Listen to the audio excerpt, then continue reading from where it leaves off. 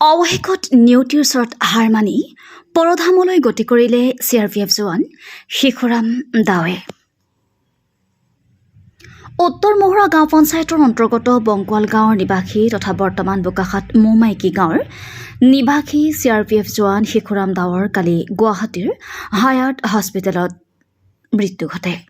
Central reserve police অৰ্থাৎ CRPF জোৱান ছত্তীশগড় বিজয়পুৰত কৰ্মৰত বোকাখাত সমজিলাৰ বংকুৱাল গাঁৱৰ সন্তান বোকাখাতৰ নিবাসী শিশুৰাম দাৱৰ ৪৬ বছৰ বয়সতে পত্নী একমাত্ৰ পুত্ৰ আত্মীয় কুটুমক এৰি গুচি গ'ল কোনোদিনেই ঘূৰি নহাৰ বাটে। কালি সন্ধিয়া নিজা জন্মগৃহ বংকুৱালত এক শোকাকুল পৰিৱেশত আত্মীয় কুটুম বংশ পৰিয়ালৰ লগতে বিভাগীয় CRPFৰ জোৱানসকল উপস্থিত হৈ সামৰিক মৰ্যাদাৰে শেষ শ্ৰদ্ধাঞ্জলি জ্ঞাপন কৰে। মহুৰামুখৰ পৰা হেমন্ত লুইঙৰ ৰিপৰ্টাৰ লাইভ অসম।